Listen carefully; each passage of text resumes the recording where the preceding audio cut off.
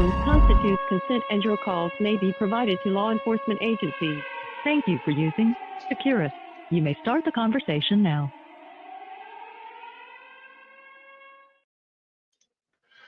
Good evening and welcome everyone to another exciting Friday night edition of The Grand Jury. It's game show style, folks. Lights, camera, and reasonable person standards. I'm your co-host, as always, and your bailiff, Big Ron, bringing the energy and now the moment we've all been waiting for. Let's meet our distinguished guests for tonight's episode, the 5 volunteers that we scour X for to bravely step up and serve as our mock grand jury. And our first guest tonight is going to be Kentucky Girl. Welcome to the show. Hey there. Thank you so much for having me. It's great to be here. I'm very excited. Looking forward to seeing these videos. And if you hear something in the background, that is my grandchildren crying. That is phenomenal. You really don't look like you have grandchildren. So welcome to the show. And our next guest is going to be Rusty. Rusty, thanks for coming tonight.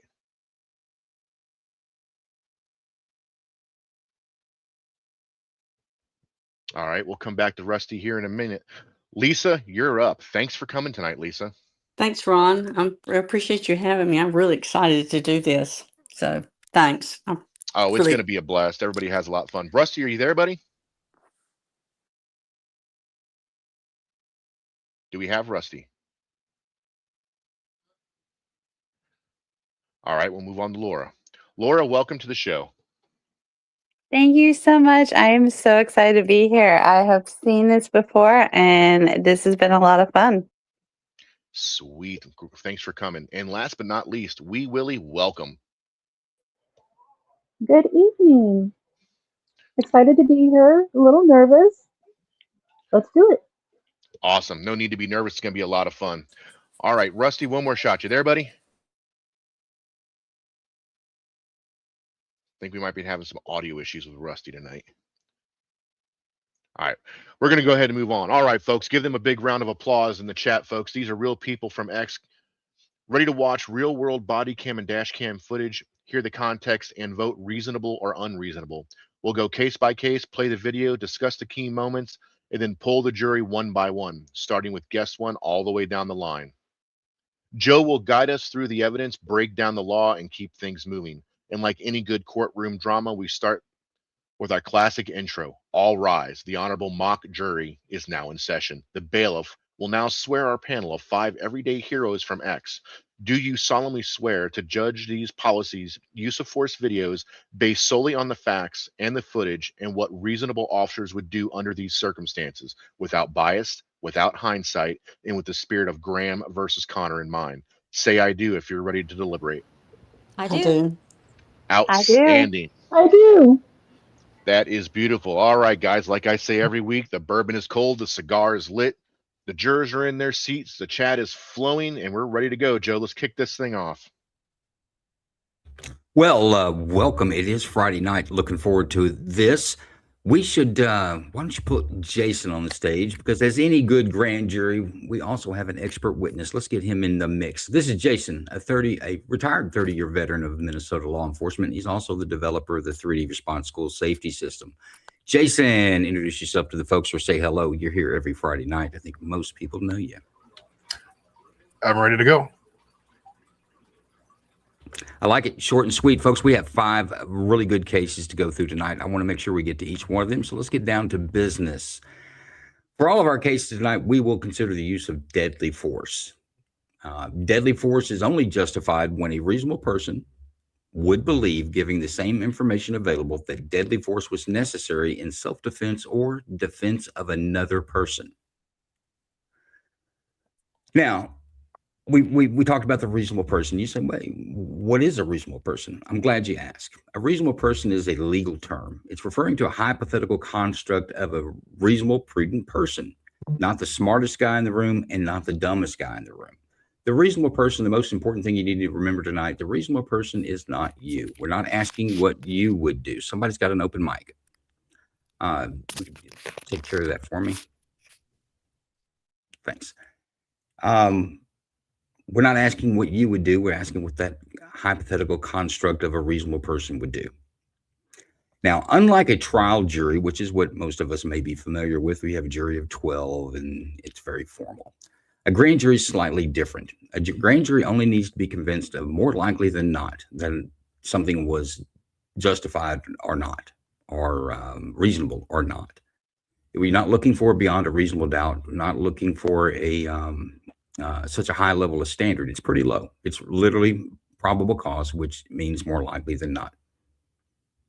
Tonight, the jury may have one or two findings. The force was reasonable or unreasonable based on the two blocks that we've talked about so far. Unlike a trial jury where you need a unanimous decision, tonight it's different. We have 5 jurors. We need 3 out of 5. 3 out of 5 votes wins the day. It's a majority decision, and we're going to give you 10 minutes to decide that for deliberations. So your instructions tonight are only to consider the evidence presented in each case tonight. Don't bring in things that you've heard somewhere else or wherever you may have read, and absolutely no Google searching allowed. And we're asking you to consider only the evidence that is presented here tonight. We ask you to make a decision if fear was reasonable or not, using the reasonable person standard at the probable cause level, the 2 blocks that we're asking you to put together. Do we have any questions before we get to our first case? None from me. No. Big Ron, case number 1. All right, guys. Case number 1. It's the easy one.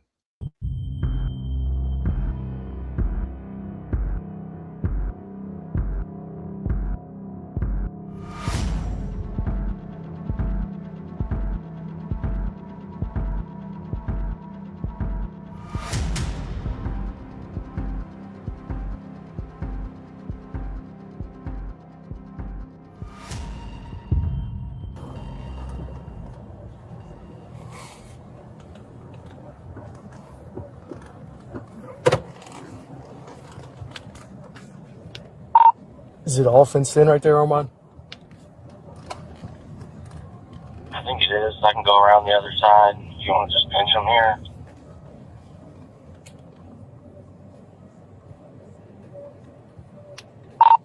Yeah, I'm good on it.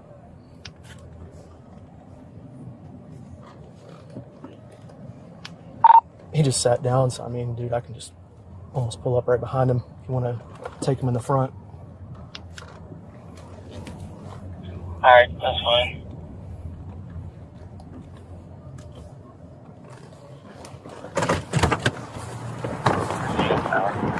Nathan, put your hands on your head. Nathan, hey!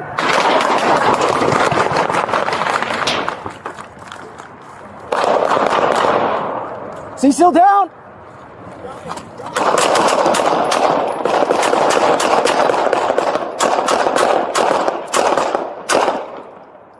Drop it!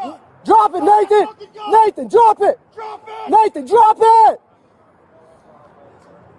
Nathan, drop it! Hey, he's still moving! He's still moving! Nathan, drop! Come towards me. I got it.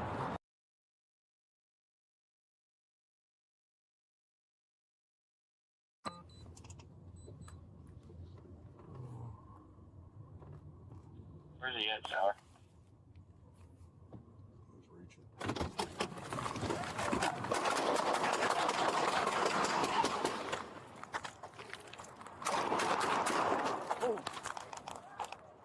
Drop it! Drop it! Drop it! Drop it!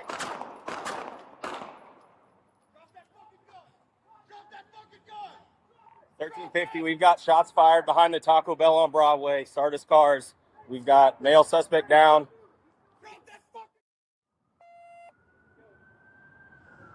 Sour, you got shield? All right. Yep. Yep, I got you.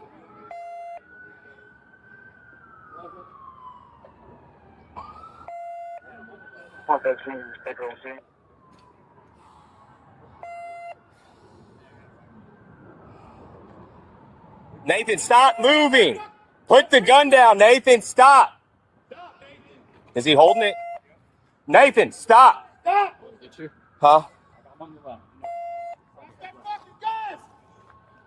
Nathan, stop. Nathan, stop. Stop. Hey, I don't want you to have to shoot if you haven't shot. Oh, Nathan, don't do it.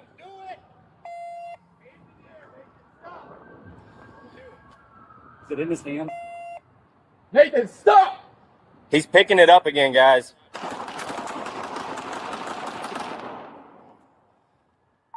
1350 shots fired again. He picked up the gun. He's going to be unresponsive now. Sorry, again, pick up the gun. Unresponsive now. Good.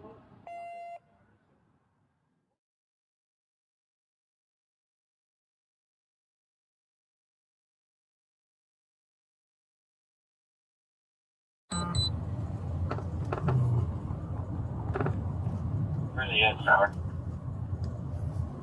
I was reaching.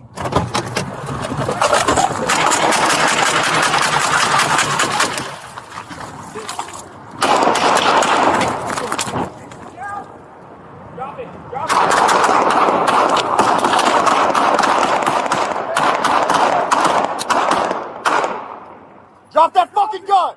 Drop that fucking gun! Nathan, stop moving. Put the gun down, Nathan. Stop. Stop, Nathan! Is he holding it? Nathan, stop. Stop! Huh? I'm on your left. Drop that fucking gun! Nathan, stop! Drop that gun! Nathan, stop. Stop! Hey, I don't want you to have to shoot if you haven't shot. Oh, Nathan, don't do it. Do it! Stop!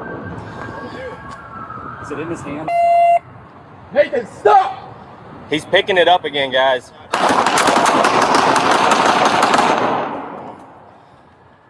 1350 shots fired again. He picked up the gun. He's going to be unresponsive now. Sorry, again, pick up the gun. Unresponsive now. Good. All right.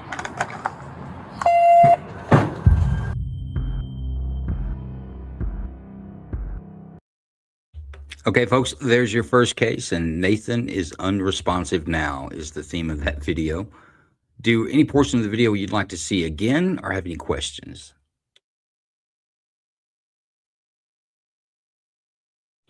Let's just see the initial force used one more time. You bet. Let's see if we can get Rusty back on stage. Rusty, can you give us a quick mic check?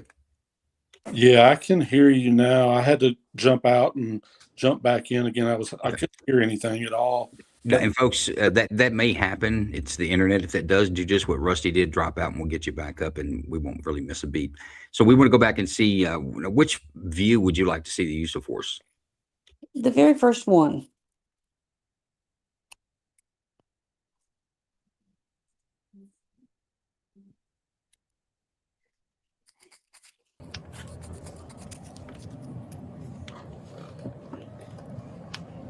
He just sat down.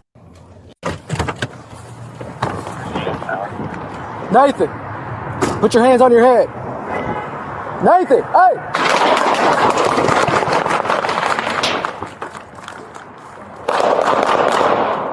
Is he still down?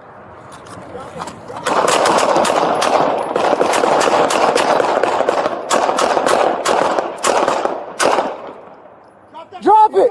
Drop it, Nathan! Nathan, drop it! Nathan, drop it!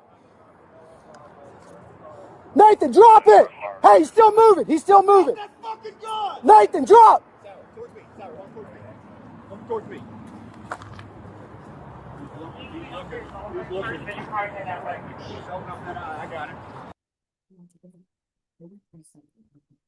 Okay, and on that, Nathan was armed with a firearm. It was a legitimate 9mm pistol. Can we go back to the very first part when we first see Nathan standing outside of the car?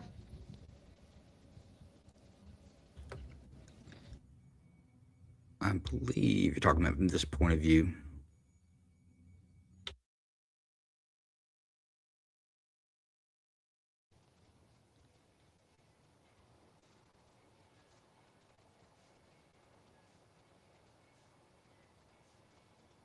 Yeah, right there. Your head. Nathan, hey!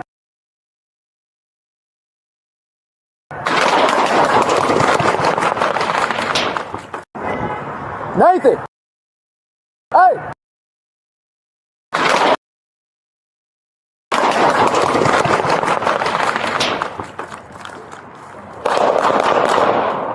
Is he still down? Did that help you any? It did. Quick question. Which officer fired first? Is it the one closest to him or the one running in from the side? It's going to be the officer that's sat in the passenger seat. I believe is the one that gets the rounds off first. Okay.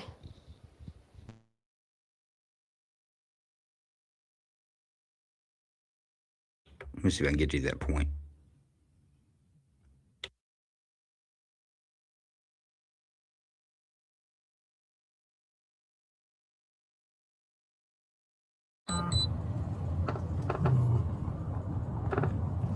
Where's he at, Trevor? I was reaching.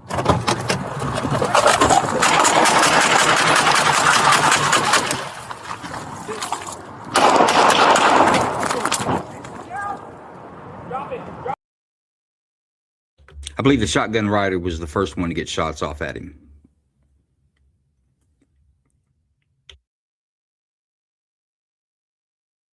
Okay, if we don't have any more questions or portions of the video we'd like to see again, Big Ron, put a clock up. Let's deliberate.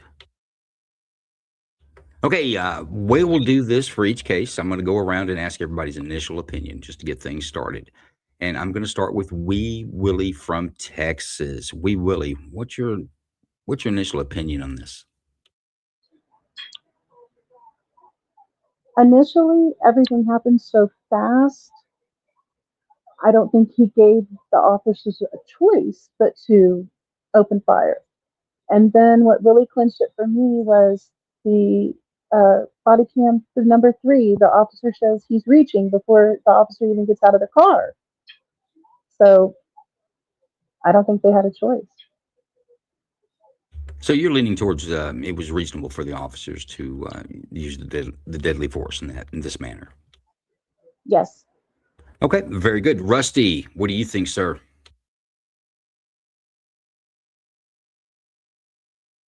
Rusty going once. Rusty going twice. I'm going to say that it was reasonable, mainly because, I mean, the guy had a gun. He was a threat to them, so they didn't really have much of a choice. But I guess one of the things I am torn on is why they had to shoot so many times for somebody that he wasn't running, he wasn't moving a whole lot. So I just didn't understand why they had to shoot so many times, but I do understand that they had to do that.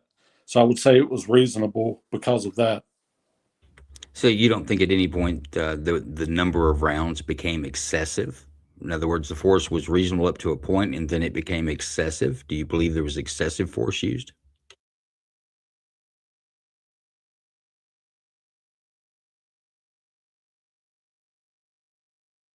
You still with us, Rusty? Let's go to Lisa. Lisa, what do you think?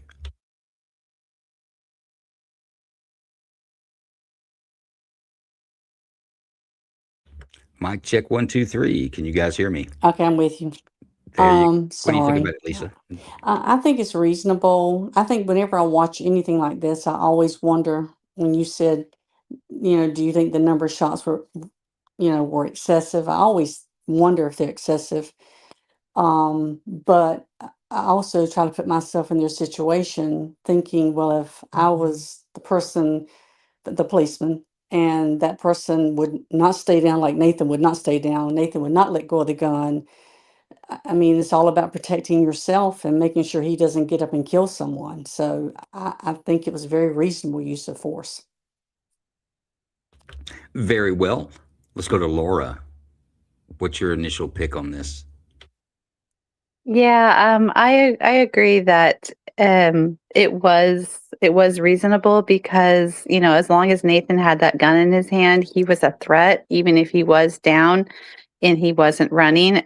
As long as he's got that gun, then you don't know what he can do. He can shoot from laying down, and he could have killed any one of those officers or anyone who was passing by. So you're saying because even though wounded in possession of the firearm on the ground, he still remained a threat. Yes. It's a good take. Kentucky girl. This, hey, you know what this is, don't you? This is your home stomping grounds. I noticed that right Good deal. away, but I'm not familiar with the situation. I hadn't seen anything about it up until this video. But so my only hesitation with this whatsoever is that it's like the officers didn't even identify themselves. I didn't hear anything, but it popped off so quick that I don't think they had time to. But for me, that's the only caveat to the whole thing. As far as the amount of rounds fired off, if somebody's got a gun coming at me, then I'm going to shoot until they stop being a threat to me. So I don't have any issue with the amount of rounds fired. I say shoot until they're done. I support that 100%. But like I said, it just kind of gave me a little bit of pause that I didn't hear any officers identify themselves before shots were fired. And so that's my only slight hesitation at all. Yeah, and the officers were in full visible uniform. They were wearing vests with visual markings that they were law enforcement. So I don't know that. I think Nathan knew what was up. By the way, Nathan was involved in a murder that happened a day or two prior to this.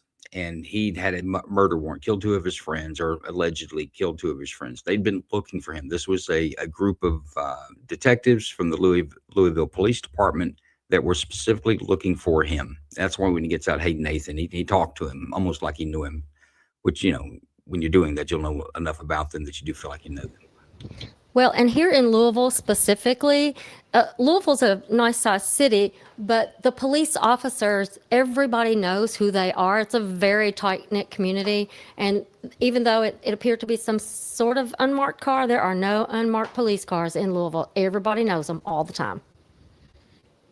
Right. But, you know, there's something we can't see on the video. I mean, was Nathan threatening anyone with a firearm?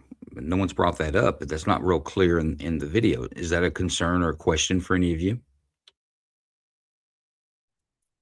It was for me, but I had to just go from the assumption they knew his name, so they knew how dangerous he was.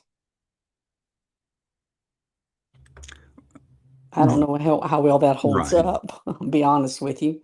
But So yeah, what if Nathan was just went to run away? He didn't, you know, point a gun at anyone, so to speak. Would that still be okay? Would everyone still be okay with the use of force then? yes. For him Yes. running away? I wouldn't What? be if he was just running. Not if he doesn't have a weapon.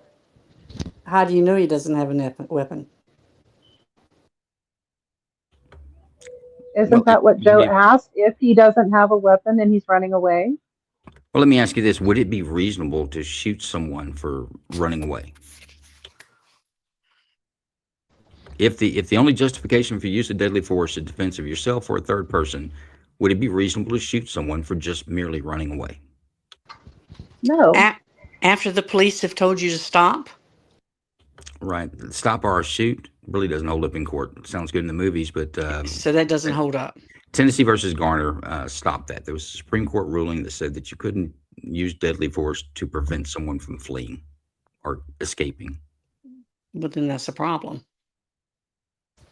Also, there are new rules in Louisville about officers being able to use deadly force, and all that came in after the Breonna Taylor case happened. I don't know exactly what all those rules are, but law enforcement in Louisville, they're under very strict guidelines about when they can and cannot discharge their weapons. To me, this seemed reasonable. Had he just been running away, then I don't think it would be reasonable. And I think if that had been the case, these officers would be in some trouble. Well, my question to you, Kentucky girl, is that we can't see on the video if he pointed a gun or he was just running away.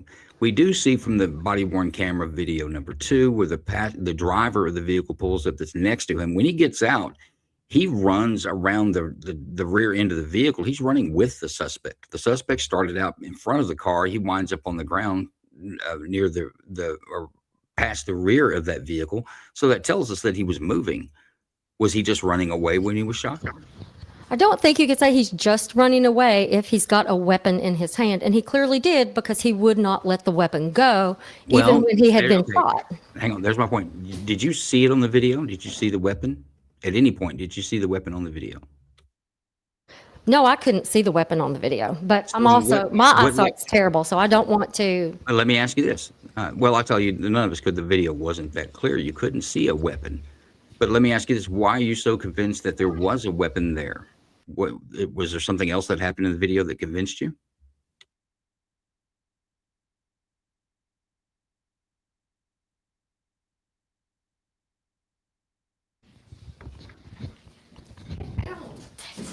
Come on, I'm out.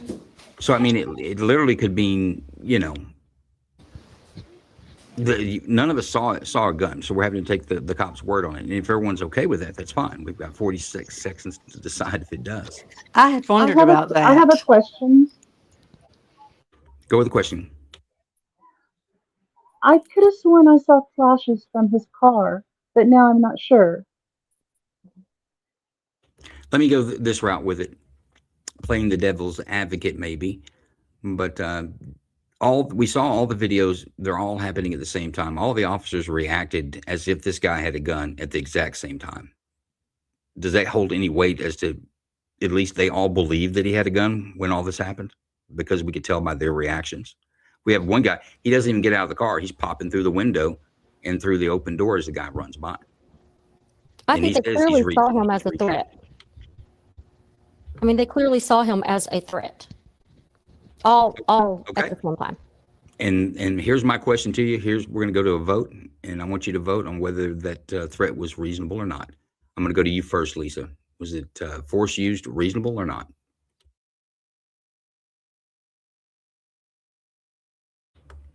Lisa, are you with us? It's reasonable. Reasonable vote. Laura, reasonable or not? Reasonable. 2 reasonables. Wee Willie, reasonable or not? Reasonable. Reasonable is going to carry the day. Let's see what Rusty's got to say. Rusty, how say you? Reasonable. Thank you, sir. And Kentucky girl? Reasonable. First one, reasonable force is, or the force was reasonable on that. Very good. Jason, you want to weigh in on this one? Wanted for murder, weapon in his hand. I'd say even if he ran, he's a threat to public safety. That would still be reasonable. I think they got it right. And I also agree with, I think it was Kentucky. You shoot until the threat is done. Number of rounds doesn't matter. No, and I agree with the jury's verdict on that. What I was kind of going for is that you can look at every one of the officers' reactions instantly as if they saw a snake, right?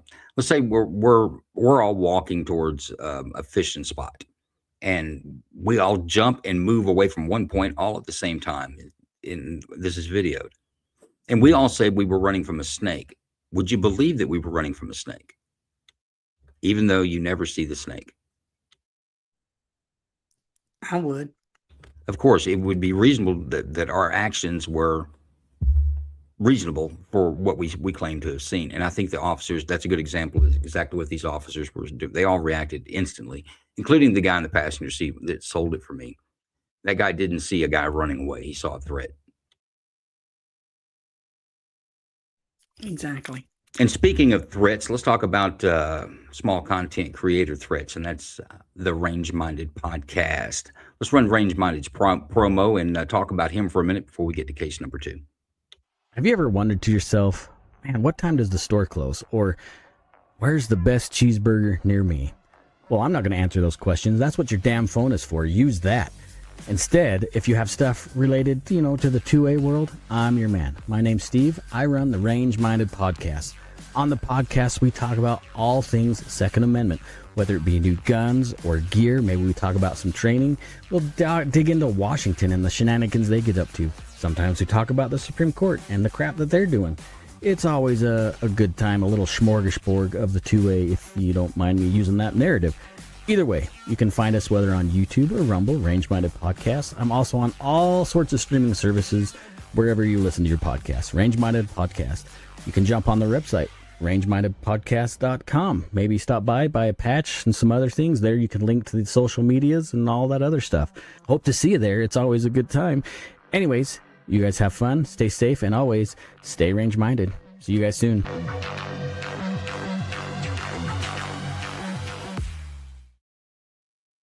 Folks, the Range Minded Podcast, anywhere you get your podcast, Range Minded Podcast is there. Find him, seek him out, give him a subscribe, give him a follow, whatever's appropriate for wherever you're at, and go to the rangemindedpodcast.com. His website, he's got some real cool patches and some swag there. But anything individual freedom, he's about, and anything 2A, he's about. Has some good guncraft spots and segments. Once a week podcast. Check him out. Okay, folks, that's case number one. Case number one's always easy, getting everyone in, loosen up a little bit. Everyone feels loose, right? Because they're going to get real difficult tonight. And we're going to start that out with case number two. Whether you're loose or not, here it comes. Big Ron, case number two. All right, here we go.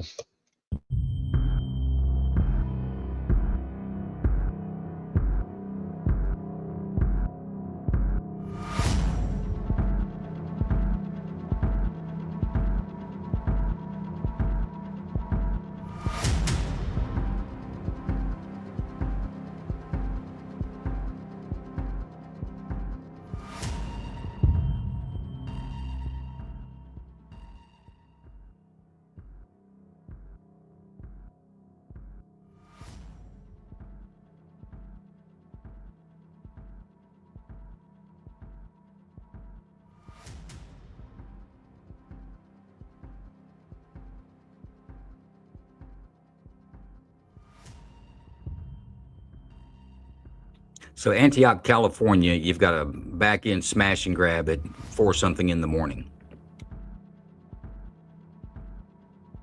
You're watching security camera of the event there.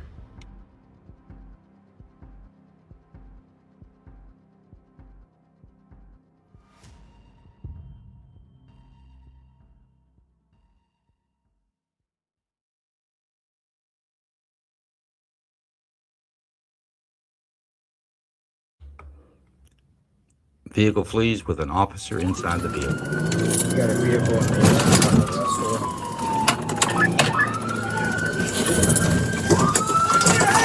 Let me see that! Hey! Get the fuck out the car! Get out! Get out! Get out! 6. Get down! Get down! Get down!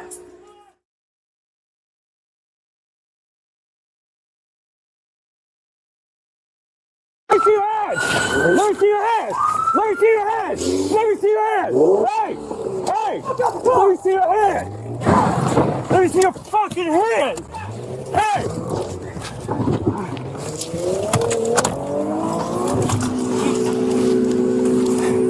Stop the car! Stop the car! Hey! Stop the car! Stop!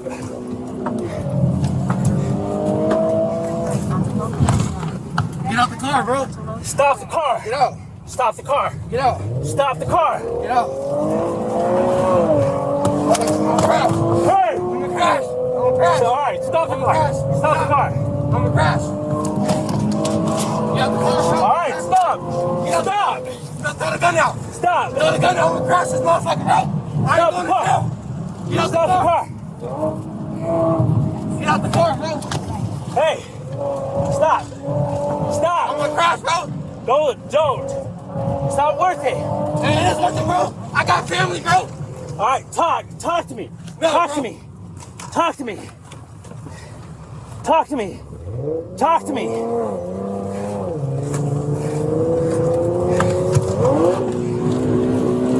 That's not gonna work, bro. That's not gonna work. Stop! I'll shoot! I will shoot your ass! Stop! I got a friend. Just get out, bro. Please. Stop! Just get out the car, bro. Stop! Just get out the car. I will put one in you. Just get out the car, please. Stop! Just get out the car, please. Stop! Just get out the car. Stop! I'm not gonna jump. You need to stop the car for me to get out. Okay, you're not gonna shoot me? Yeah, I'm not gonna shoot you. I would have shot you already. Okay, just get out. Stop! Please. Stop! I'm gonna get out. Stop! Stop! I'm gonna go like 10 miles an hour. Stop! Stop the car! Stop the car! I have a gun down, bro. Stop the car! I will shoot you. I'm not gonna do this. I promise, bro. Okay, stop then. Stop! You need to stop. Kill us, bro. You're gonna kill us, bro. You need to stop. Hey, stop the car! Stop the car! Don't do it. Stop the.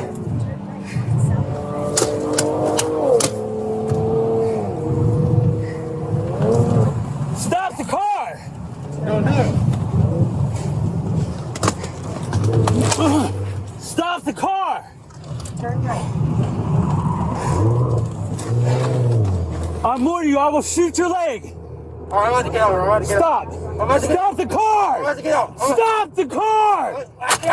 Stop the fucking car! Stop! I will shoot you! I will shoot you! Stop!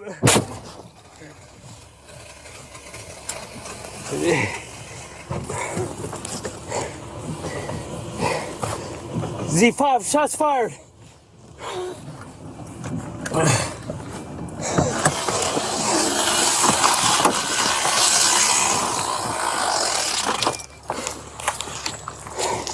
Z5, one shot fired. Subject's bailed out of the car.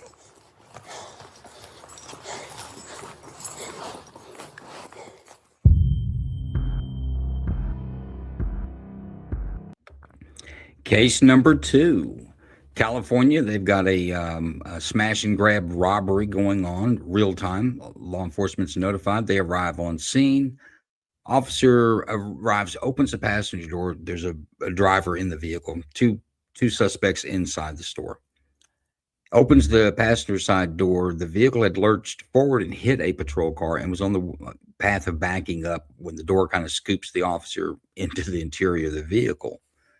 The vehicle then still continues to attempt to flee, and with a successful attempt, smashes through the front end of the police car, and then the ride is on him in the passenger seat having a long conversation until he ultimately shoots the guy in the leg to stop the vehicle, and later this person was apprehended and taken into custody. Without further incident. Any parts of the video we'd like to see again, or any questions?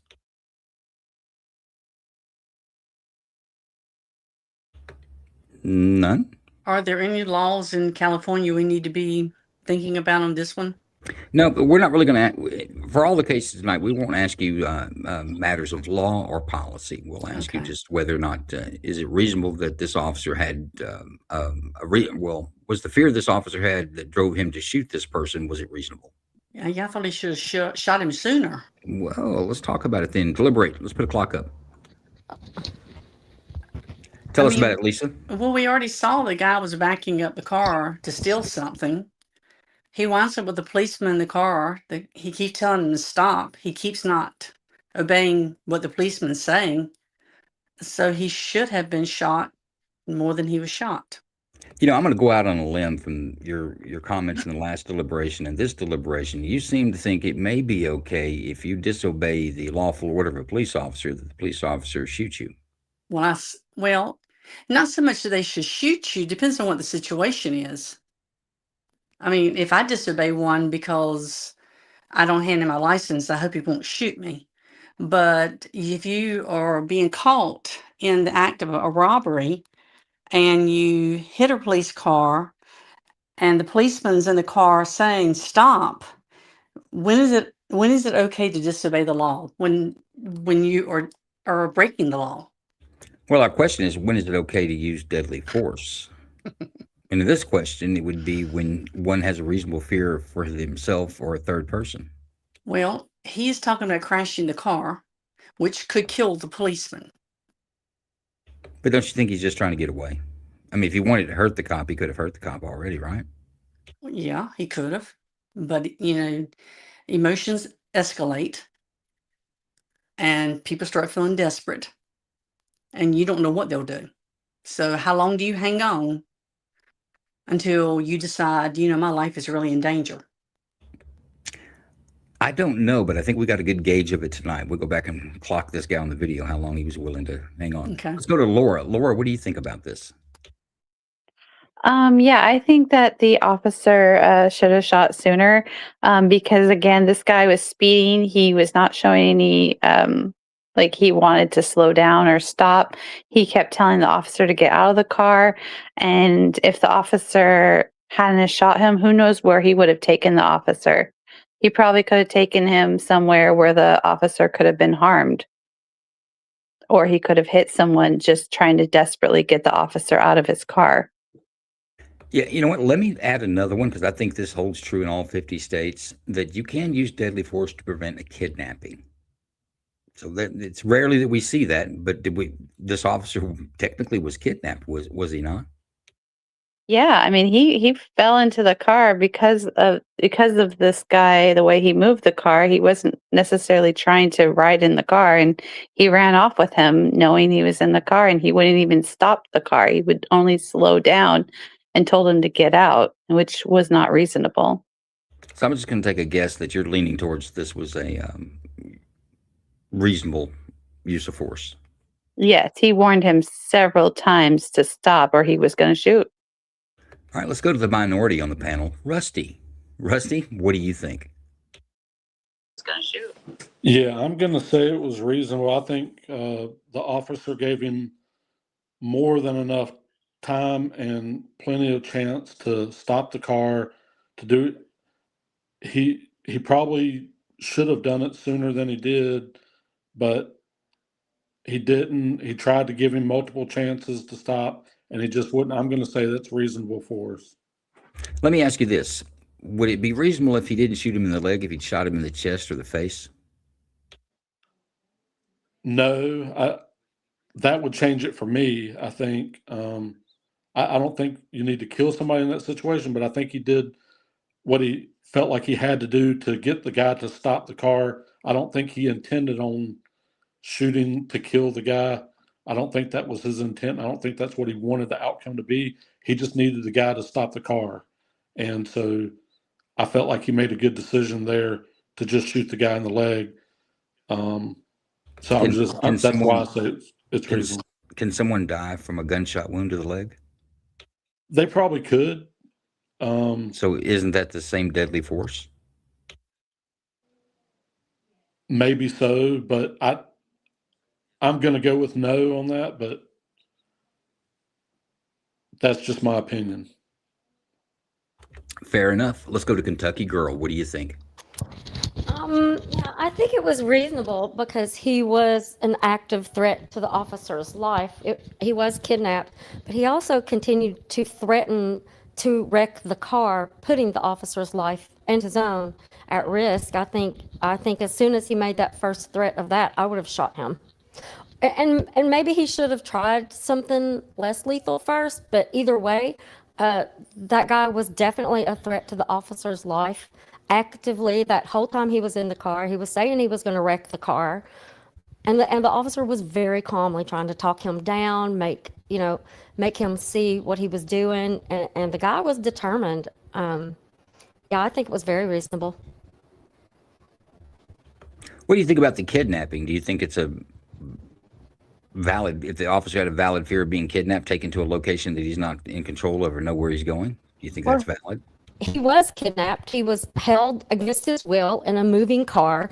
The guy wouldn't let him go, wouldn't get out, wouldn't stop the car. And instead of stopping the car, he threatened to wreck the car. So for me, that's a done deal. That officer was also a victim of a kidnapping at the same time on the job. I don't know how that works out, but yeah, I think that he was right to shoot him. So what about if he had shot him in the face? Would that have made a difference for you? Nope, not at all. Okay, I don't think there's any wiggle room there, so I'm going to go to Wee Willie. Wee Willie out of Texas, what do you think? May I ask a question first? You may. Thank you. Was the officer injured when he got scooped into the car? Because he looked like he was having trouble getting the guy to stop. No reports of injury from the officer, no. Okay. And it may have I been think it's difficult to tell, but he was fighting with the gear shift. You can hear the engine going in and out of gear, and the guy says, "Hey, Right. that won't work at some point." So he smacks him with the gun a couple of times before he shoots him. right. I think it was perfectly reasonable. I think the officer made a really good choice in not shooting the driver dead. That wouldn't be smart.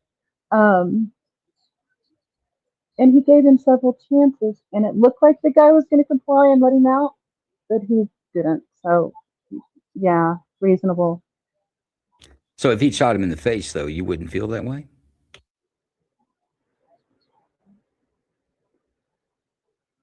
No, I don't think so. Not at that point. So you think shooting in the leg is reasonable, but shooting him in the face is not reasonable? Well, wouldn't you be taking your own life at risk at that point? Because you've got a dead driver. So I'm not sure. At least you'd be in control of the wheel at that point. What about the gas pedal? Right now, you're not in control of anything. True.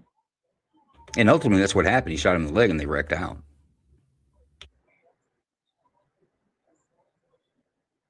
I think he did what he had to do. Fair enough. I don't think there's enough dissension there to start wiggling. Let's go to a vote. I'm going to go to you first, Laura. What's your vote? Reasonable or not? Reasonable. There's one. Rusty, reasonable or not? Yes, reasonable. Even though he used deadly force in the leg, you're okay with, but not deadly force in the head. Right. Fair enough. Lisa, how say you? I say reasonable. And to the head shot or face shot, in real life for me, I would have said, did you have to do that? But if he had done it, I would have understood, because it probably would have made it safer for himself, the police officer. But I think the public can handle it better when you shoot them in the leg. I see your point. Miss Kentucky, what is your vote? Reasonable. And Wee Willie. Reasonable. That's a unanimous decision. Big Ron, reasonable force. Jason, where do you want to start with this one? The beginning. This was intense. I'm not sure why, Joe, we keep seeing cops ending up in suspects' vehicles. Man, I don't know. I don't get it. When he rammed the cop, the first squad car, that first ram, deadly force is authorized right there.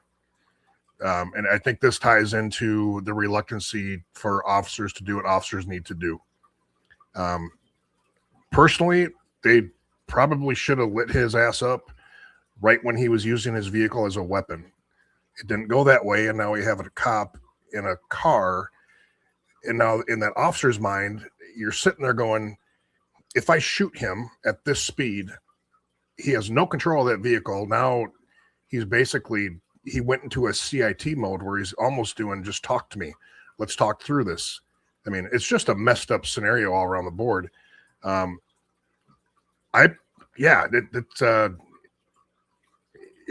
didn't need to go this way. And I don't know, maybe I'm wrong, Joe, but I didn't like how that played out. I would have shot him immediately. And then I probably would have throat punched him as much as I could in that front seat. Because if I kill him, I don't have control of that vehicle. Now my life's in danger. So that's a tough spot, man. I'm glad he's okay. Yeah, I don't know why we keep seeing officers in vehicles and hanging on the side of them. This should be Police 101. Don't grab a hold of a vehicle or get in a vehicle that's flying away, because you have no control from the outside and you have no control, hint, hint, from the passenger side of that vehicle. I don't know why he waited so long to shoot, to be honest with you. I think they were in a parking lot, and you could see from the dash cam video, it took him a minute to get out of the parking lot. I think he should have shot and killed him before then, and not in the leg, to be honest with you. If you're going to use deadly force, why am I shooting you in the leg? If we're in a deadly force situation, which in this one, I say we are ×2. And you can agree or disagree with me on this, Jason, but I think we're in a deadly force situation times two. One, the officers, I think a reasonable person would have a fear for their life or serious bodily injury by being a passenger in a vehicle that's crook. The other is that you can use deadly force to prevent a kidnapping, and you can use deadly force to prevent your own kidnapping. And 100%, he was taken and held and transported beyond without his consent or will. So I think you had 2 points on this. The guy should have been clapped in the temple before he got out of the Home Depot parking lot. I think the officer was afraid. He knew if he killed him, that the car is going to be now his bullet. So the reason he shot him in the leg, I don't think wasn't. Yeah, they still wrecked it out, man. It didn't like he got pulled in and parallel parked it, so everybody got out safe. He rams into the first vehicle, gets out, and the vehicle still continues on and comes to stop in a yard. He still had no control of shooting him. Yeah, it should not have ended up that way, and that's today's law enforcement officers scared to take the bull by the horn and do what they should do up front, and this is what happens. But Now, that's a great video. It's been a conversation you and I have had for almost 2.5 years now, especially in more liberal run jurisdictions, is that the officers being soft are causing situations to get bigger than they should have been, in my opinion. And we've seen that in more than a few occasions. Yep, totally agree. But with that, let's go back to a small content creator. This is a new podcast. It's the Red Hill podcast by Corey Brooks on X. Run that promo, and we'll give Corey a big. Even though he by the way, Corey abandoned us tonight, folks. The reason we can't do the ghost caller tonight is because Corey is not near his board on a Friday night, and he's rubbing in that he has a life and the rest of us don't. So we should shame Corey Brooks a little bit over the next 72 hours, I would say. But before we do, let's check out his new podcast.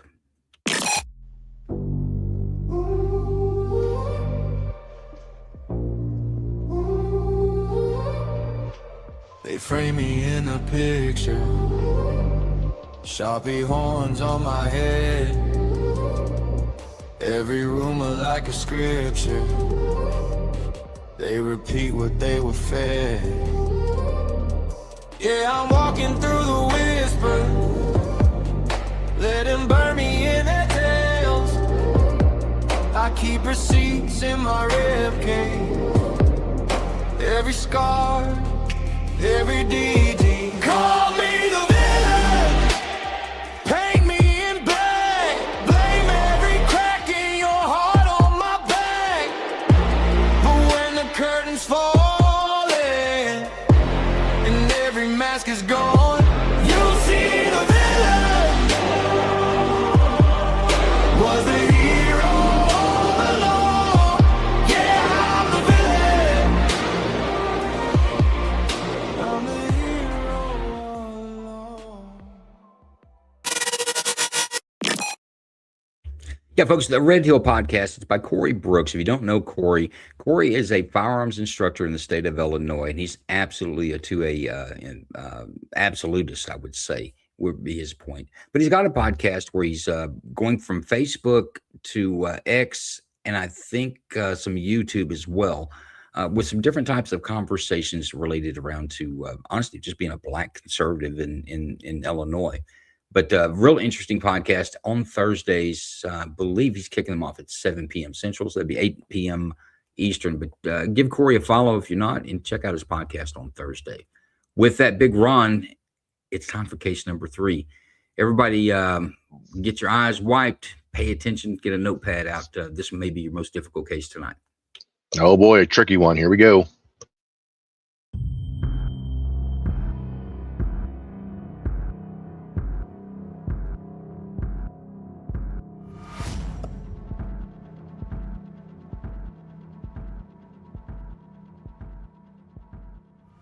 On April 3rd, 2026, at around 1:05 a.m., 77th Street Patrol Division officers responded to a radio call for an ambulance shooting at a gas station near the 11,500 block of South Vermont Avenue in Southeast Division. The caller indicated that a shooting had just occurred and that a victim had been struck by gunfire. The suspect was described as a 45-year-old male Hispanic wearing a black sweater and black pants, armed with a handgun, last seen fleeing westbound on Imperial Highway. LA City 911, operator 669. Hi, 911. I need an ambulance here on Vermont and Imperial, 115 South Vermont. Okay. I got shot. Okay, let me get the paramedics on the line. When they answer, give them that location. Is the person that shot him still there? Yeah. Sir, is the person with the gun still there? Good to see. Yeah, he's still here. It's on 115 South Vermont Avenue. ¿A dónde te esperaron? Okay, the fire department's on the phone. Are you at 115 South Vermont? Is that where the patient is? Yes, he got shot at the gas station. He's right here. The person that shot him is still there. Is that someone out correct? here with a gun. Yes, there's someone here at the gas Southeast station. unit, the suspect is at the gas station, 11 5 South Vermont. Clean, dry cloth so he can hold it on that wound, okay? Do not remove it. Keep it on there. Yeah. Okay. Where did he get shot at? I don't know. I think he got shot in the head. Okay. Okay, really quickly, sir, the person with the gun, male or female? It's a male. Okay, what was he ¿Cómo wearing? se ve? What color shirt and pants? ¿Qué tiene puesto? ¿Qué tiene la bala? El que tiene la pistola. ¿Qué tiene puesto? Black hoodie. Black hoodie, what color pants? ¿Qué los pantalones? Negro. Black pants. Black pants. Was he white, black, Hispanic, or Asian? Negro? Black. Black. Okay, let me let the officers know. Hold on one moment. Units responding to suspect, a male, black, wearing a black hooded jacket, black pants. Southeast unit ambulance shooting 115 South Vermont Avenue at the gas station in 7210 D1861 semi-traditional. 18X9680 abuse shooting occurred approximately 10 minutes ago from Vermont 115 to the gas station. The suspect can be described as a male Hispanic, approximately 45 years old, wearing a black sweater with white lettering, black pants. Weapon used is a 9mm handgun. Weapon outstanding, unknown direction of suspect, but he fled on foot. Came in. 1885 additional information from witnesses. Suspect was seen to flee westbound on Imperial, wearing all black and with a white design on the back of his shirt. 1825 requesting units to canvas westbound at Imperial from Vermont, 1885320. 916 have all units check all the alleyways. While canvassing the area for the suspect, responding officers from 77th Street Patrol Division saw a male Hispanic matching the description of the ambulance shooting suspect walking on the sidewalk in the area of 112th Street and Van Buren Avenue. That suspect was later identified as Eliar Hernandez. While walking, Hernandez removed an item from his waistband and placed it down by his leg. As one of the officers exited his police vehicle, Hernandez could be seen holding a handgun and pointing it at his own head. The officers attempted to establish communication with Hernandez by repeatedly giving him verbal commands to drop the gun. However, he did not comply. As the officers requested the assistance of additional officers, Hernandez turned toward the officers, resulting in an officer-involved shooting. A portion of this incident was captured on the responding officer's body-worn video. Body-worn video cameras are used by most officers assigned to field duties. The angle of the video cameras have a buffer. The officer doesn't immediately activate the incident.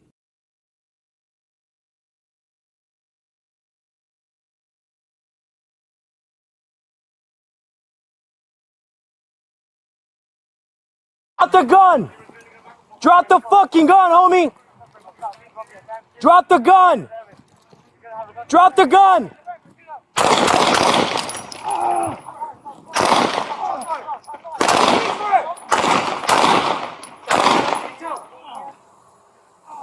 Get the shot, stop it!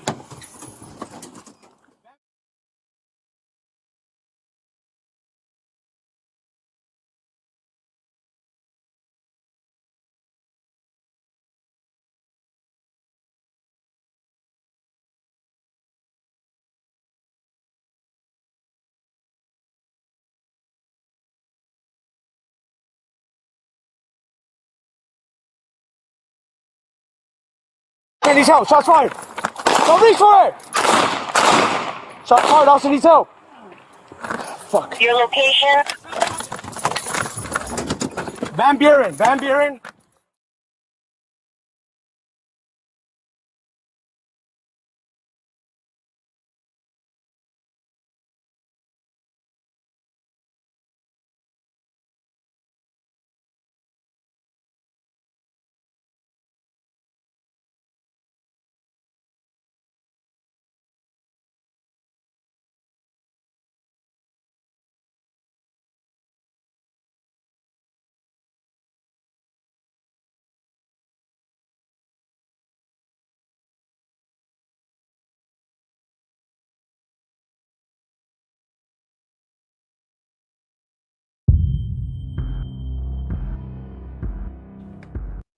Okay, folks, case number 3.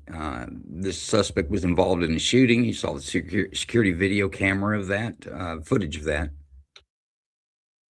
Police respond, canvassing the area, which is pretty standard. They locate a person who matches the description. They go to make contact. He holds the gun to his head and walks away. They pursue a short distance, and he turns around to look at them, and they shoot him. Any portions of this video we'd like to see again?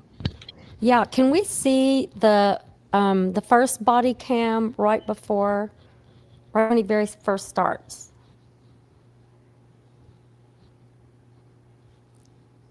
Yeah, right there.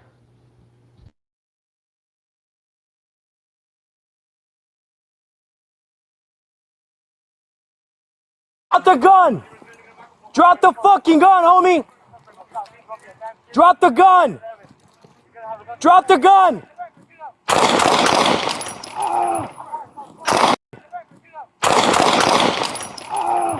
The gun! Drop the gun! The gun! Drop the gun!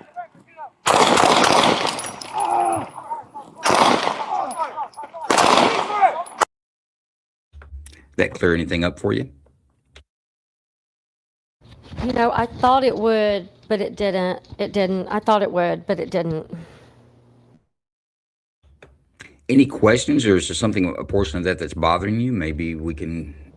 Yeah, so I can see that from the back, it was clear he was holding the gun up with his right arm toward his head.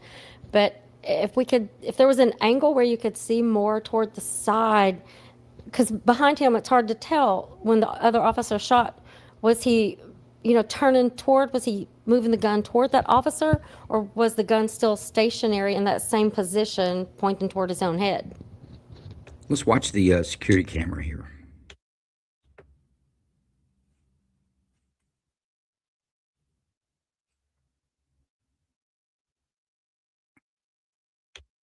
It looks like he's just getting hit there. Let me see if I can back that up a little bit.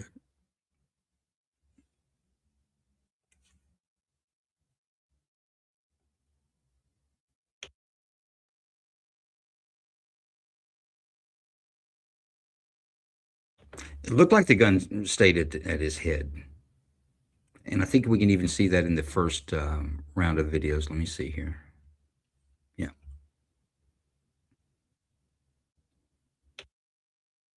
See, the gun's on his head. You can see it through the silhouette through the light.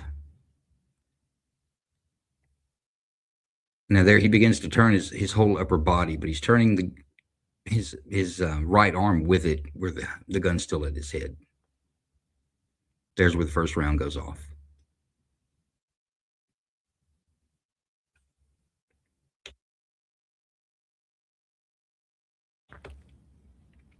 All right. Any more questions? Or are we ready for discussion? That's the clock, Big Ron. Put it up. Let's go to Laura first. What do you think, girl? Yeah. So at first, I see why Kentucky Girl was like hesitant in that when he turned his head, he still had the gun pointed at his head. But the way that I think that the gun angle was pointed at that point is if he would have shot through his head, he could have also hit the officer or someone else behind them. So I think it was reasonable that they shot him. Hang on. You think it's reasonable that the officer had a reasonable fear that the bullet would travel through the suicidal person's head and strike them? Yes. Okay, I'm gonna let you think about that one. I'm gonna go to Kentucky Girl next. We're gonna come back to that though, Laura. I hadn't forgotten that. Go ahead, Kentucky. Yeah, no, I've got a problem with this one. I really do. I just think that this seemed to be popping off a little quick for me. I don't see that he was an immediate threat to law enforcement or anybody else. He was clearly threatening his own life. I don't know if, I don't know. I have a problem with this one. So, I mean, we say that you can use deadly force in protection of yourself or protection of a third person, but I guess it's unreasonable to use deadly force when someone is exhibiting deadly force to themselves. In other words, you can't use deadly force to prevent a suicide. Is that what you're saying? I'm saying that seems counterproductive to preventing a suicide. Depends on which side of the camp you're on there, Kentucky girl. I guess that's true too.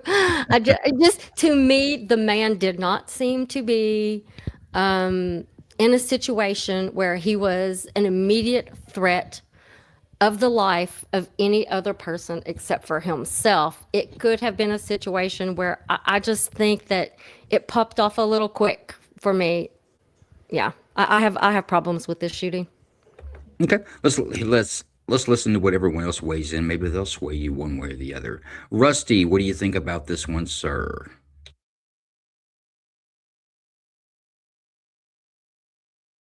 Rusty going once? No, I'm here. Sorry. There's a little bit of a lag, but no, I don't think that he was a threat to anybody other. Not to the officer, in my opinion. Just because he had beef with somebody at that gas station and shot them doesn't mean that he intended on shooting anybody else or the officer. He was clearly walking away from the officer, and he had the gun pointed towards his head from what the videos look like. There may have been different angles or whatever, but from the angles that I could see, I would say that he was not a threat to that other officer or any officer that was right there. So I'm going to go with that's unreasonable. And yeah, that's my final answer. Okay. I don't think it's your final answer. That's just where we get started on this, Rusty. Let's go to Lisa. I'm going to ask you again. You know, I was thinking a lot about the description of how they described this person was, and the guy seemed to fit the description. Hopefully this was the guy that's first. But watching him walk away with the police behind him is a little concerning that they shot as fast as they did. Now, maybe we're not seeing a different view that the police were seeing, and that's why they shot when they did, because he did turn his head with the gun. I don't think he would have shot through his head to kill another policeman. It seems like the police kind of jumped the gun on this. So you're struggling. I'm struggling with this one. Let's go to Wee Willie from Texas. See if a Texas point of view will cure everyone's troubles. What do you say, Wee Willie? Okay. Man, I just don't know on this one. I feel like there's information or point of view that I just don't have that the police officer has. And also, the guy's suicidal with a gun. That's a threat to anybody and everybody. So Well, I just don't know. what was the call? What was we listened to the dispatch calls. So did they say he was suicidal? Is that what people were reporting? Well, he's holding the gun to his head. So I think you'd have to assume he's suicidal. No? Oh no! If I see someone holding a gun to their head, I would make that assumption as well. But the officers, when they're looking for this guy, they're not looking for a suicidal subject. They're looking for someone who's shot another person, an aggravated assault suspect at large. Okay. So he's been known to hurt people before. He's threatening himself. He's got a weapon. He's a threat. That's all I know. So you're leaning towards reasonable force? I'm leaning that way, yes. But I still think there's something I'm not seeing. There's no more evidence to present, Wee Willie. You're gonna have to make a decision. on Okay. what you've seen. Okay. You watched the show. You've heard this before. Then I'm gonna have to go with reasonable. Okay, we got another round. We have enough time. Let me throw this aspect in there. You can use deadly force to protect yourself. You can use deadly force to protect a third person. Police officers can also use deadly force in some instances to protect the public at large. Now, this is a neighborhood area where this is where people live, their homes. This guy who has been reported to have just shot someone for no apparent reason, by the way. It there was no beef that was given. like they knew each other. In fact, the caller made it seem like this was an unknown person. They were having to describe him. They didn't give a name. So you've got this guy walking, and when you make contact with him, he puts a gun to his head and walking away from you very swiftly. You don't have anyone on the other side to stop him. What's to prevent him from going and kicking in a door or presenting a danger to the public at large? Would that change a consideration for you guys that are kind of going, I'm not sure about this one? Yes, Who said yes? I did, Lisa. I only Okay. say that because I know how many people are getting killed in Atlanta where they just happen to be in their houses and just drive-by shooting with the gangs. So if he was in a neighborhood, that definitely changes the trajectory of the whole conversation. Because now we're protecting the public. Right, but on the flip side of that argument, is it also a stretch to say that just because he's in a neighborhood, he presented a threat? I mean, if you had to write a report, what would you write in the report that would give you the indication that he was a threat to others? Well, he had a gun. It was called in that did he shoot at someone or shoot someone? Shot someone. Shot someone. Okay, so he shot someone. He's got a gun. So if he shot someone, there's a good chance he will shoot someone else if they're in just the right place at the right time or just because he's pissed off. They don't care. They'll just shoot. Okay, so you're saying because he has a propensity for violence, allegedly, that his escape puts other people in danger. Yes. Okay, that's a way to put it. Kentucky, what do you think on that? Again, I'm going to stick with the not reasonable, and here's why. The first caller said that it was a black person, not a Hispanic. So I don't think that we can make any kind of assumptions about the truthfulness or the way that they apprised the situation at all.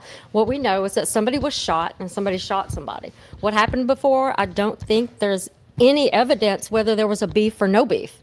I don't think we have evidence about why anybody was shot at all. All we know is that somebody was shot. Okay, we know that somebody was shot. We know that this man was walking down the road. Presumably, let's say it was the shooter. We don't know why the original altercation took place. What we do know is that he was walking down the street. The police were behind him. He did not make a move to aim the gun at any house, at any officer. Instead, he put the gun to his own head. For me, for them to pop off shots that quickly at him was unreasonable. Okay, one last thing before we go to a vote. What about the fact that how fast could he spin around? And we're going to go to the action versus reaction. I'm not going to get into details, but just understand that action is always faster than reaction. So in this case, it would be police officers' reaction if he were to spin around and then level the gun at one of the officers. Is it reasonable for the officers to have that fear? I think that it is reasonable, yeah.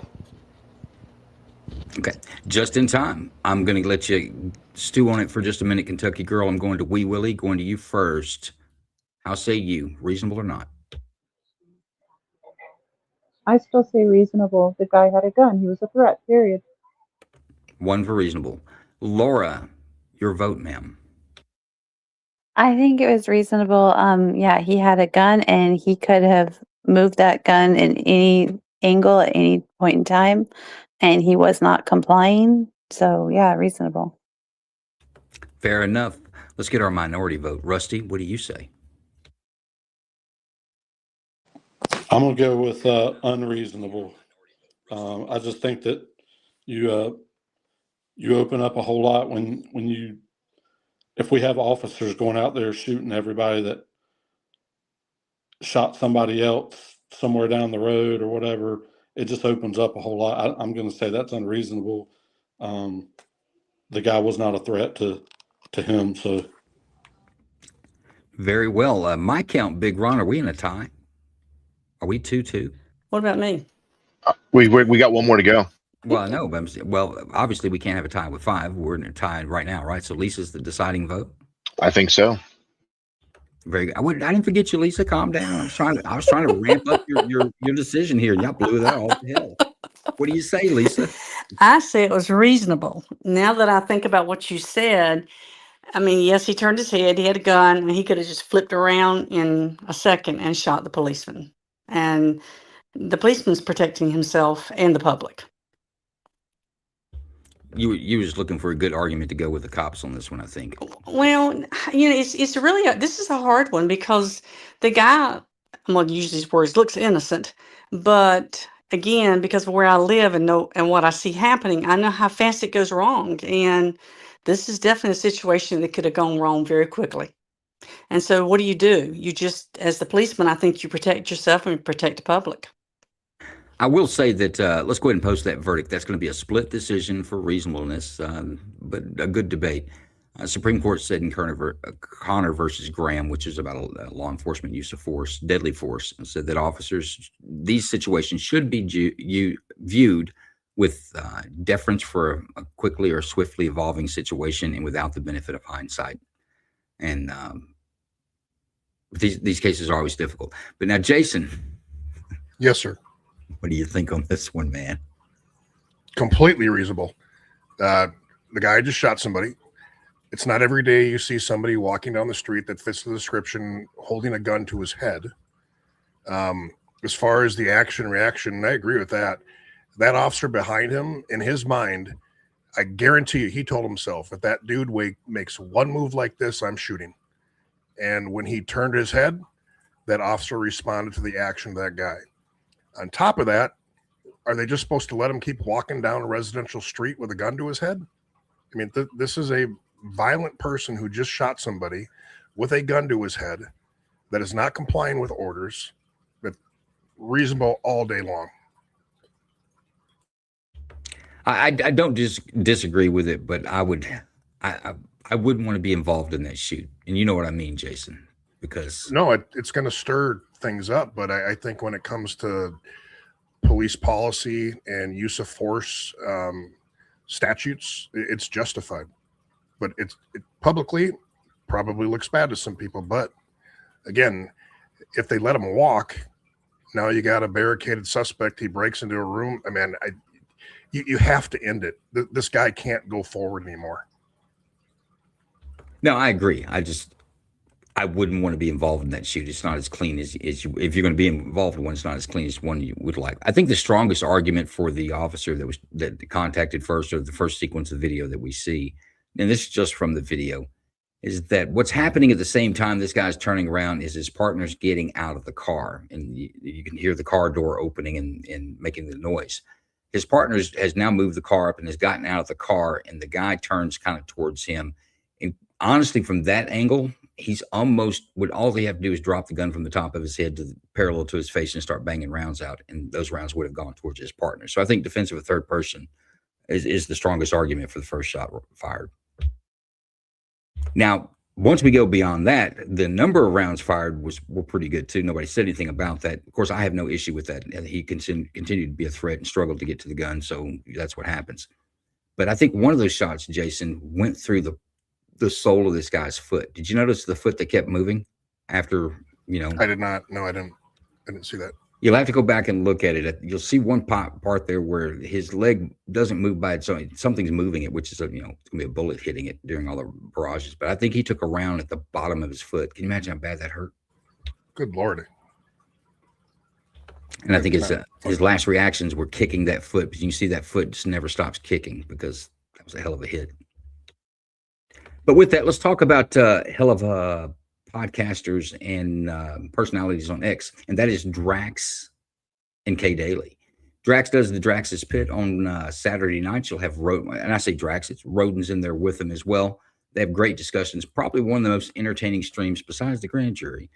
Definitely the most entertaining stream you're going to find on X on a Saturday night, because he does his on Saturdays. But you should catch Drax's Pit. Now, Drax also does production. He's really on the show for Kay Daly's Daily Fix 3 times a week. You want to know anything about inside politics, Kay Daly's the go-to, and the Daily Fix, it should be go-to podcast 3 times a week, Monday, Wednesdays, and Thursdays, 6 p.m. Eastern. Let's run both those promos back to back, Big Ron. As liberals go crazy and throw their fits, come on down to Drax's Pit. Yeah, it's Drax's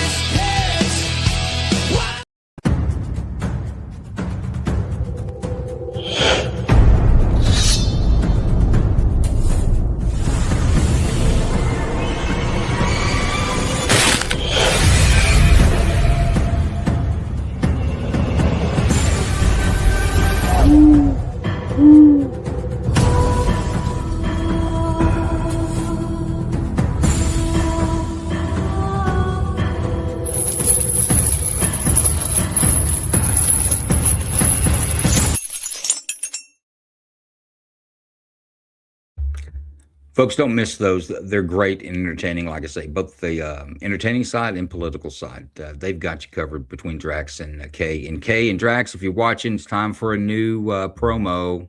Knock, knock, new promo. I got Jason to give us one. We'll get you to give us one as well. What are we on? Case number 4? Where are we at on time? It's perfect.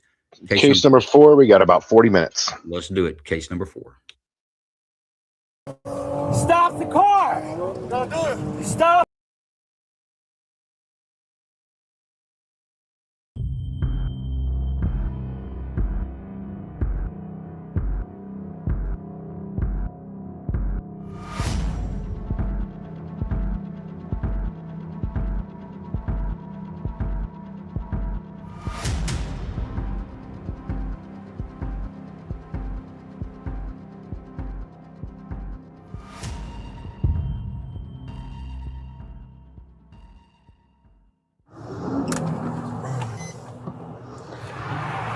Hey, what are you doing, man?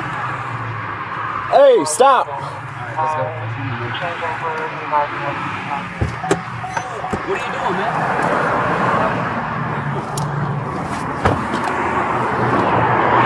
Alpha 122, we're out with them.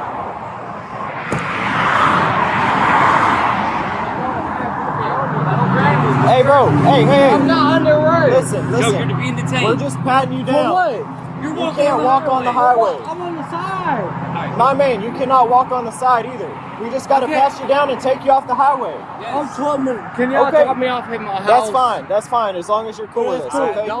We just got to pat you down. Hey, Please, we're not handcuffing I'm not you. turning around, bro. We just got to pat you down before I we don't put you have in the nothing. car. Look. Okay, so let me check. I'm not getting in your pockets. Check it. I'm not going in you. I'm just patting you down. This is my lady right here, bro. Okay, hop in with her. That's fine.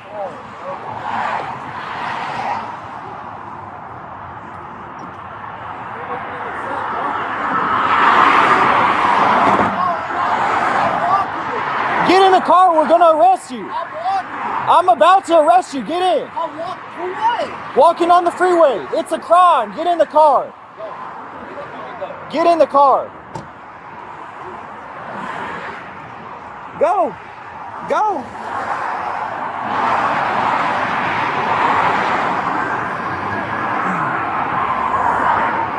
Alpha 122, you can reduce. He just got in with his ride and got off the freeway.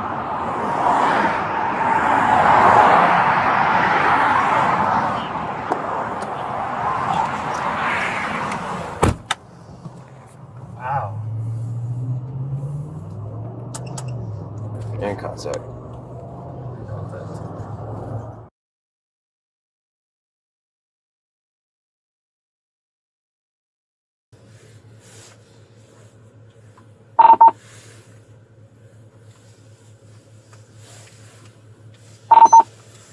Alpha 525 traffic.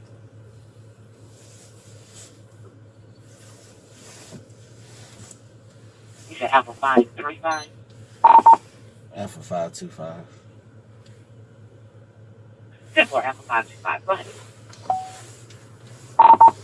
I'm gonna be at the 4100 block on Mockingbird Lane in Preston Road. I cannot read the state of the license plate, but it's going to be Echo X-Ray 70244. I'll let you know what the state is when I get a chance. Should come back to a black Jeep. 10.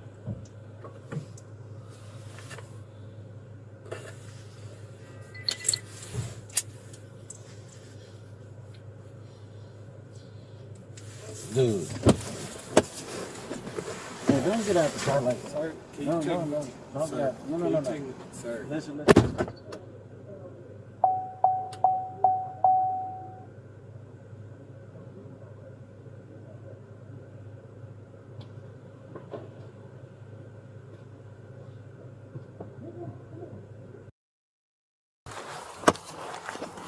Hey, don't get out the car like that. Sir, can you Don't take me?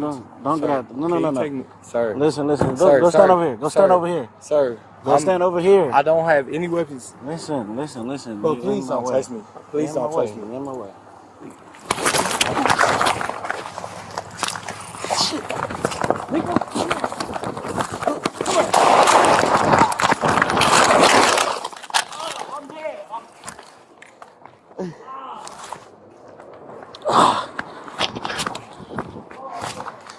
Oh, shit.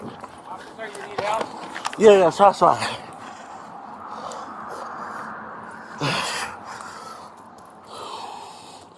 Northwest. Dispatch. Hey, Alpha 525, shots fired. Shots fired. Officer assist. Shit. 3-4 officer assist. Alpha 525.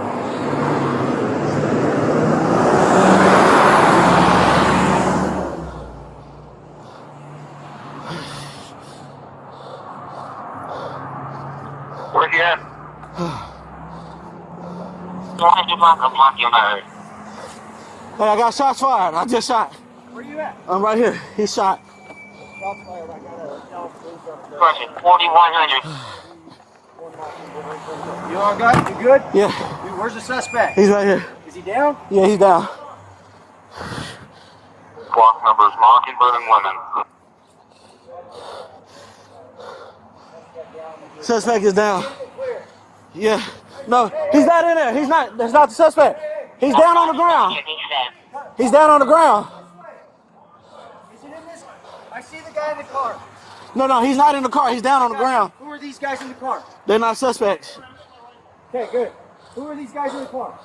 You've ID'd these two. No, they good. They good. Okay, is he clear? Yeah, go. Keep going. Hey, come here. Come here. You're shot. Huh? Go ahead and holster. I'm not shot. What's up? Go ahead and holster. Holster up. He's shot. Stop! Stop right there where you got the suspect. The suspect down right in front of you. Still moving. Do not move! Do not move! Does he have a gun, sir? I don't know. He was reaching for something.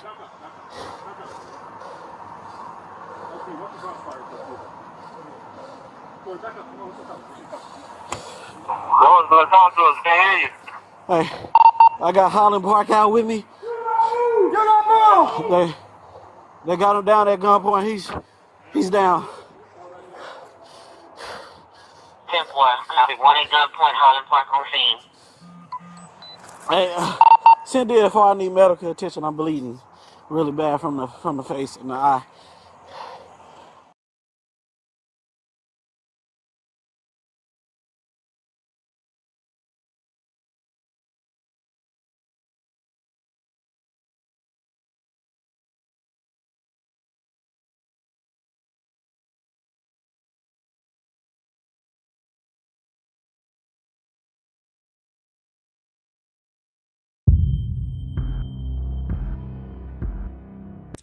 Case number 4, folks. Any portion of this video we'd like to see again or any questions? I'd like to see the guy get out of the car again, the suspect. On the traffic stop the second time? Mm-hmm.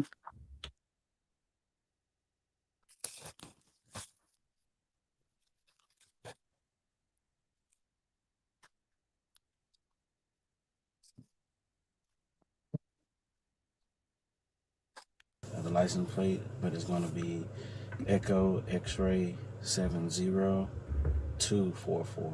I'll let you know what the state is when I hit change. Should come back to a black Jeep. 10.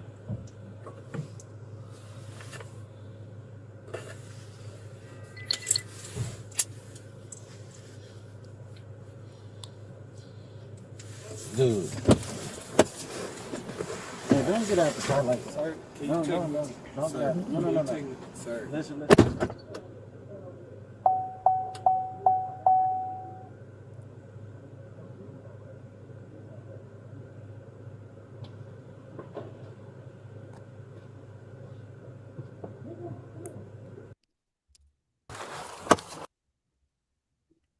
That let you see something you needed to see? That's all I need to see. Any more questions? I will tell you that no firearm or other weapon was found with the subject once they put him into custody. Okay, Big Ron, put us up a clock. I'm going to go to, who am I going to go to first here? Let's see. We're all shuffled up. Can we drop the banner there? All right, sorry about that. Let's go to Rusty first. What do you think, sir?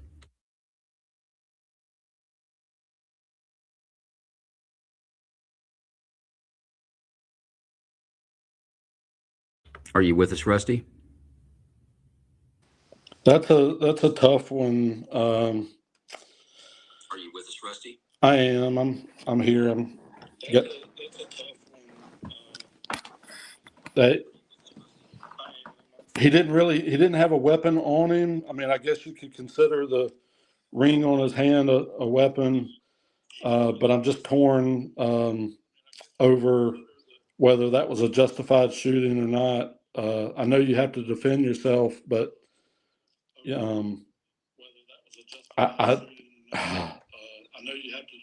don't know. I don't know how to. You've got an audio source going on in the background. I don't know which way to go on that one.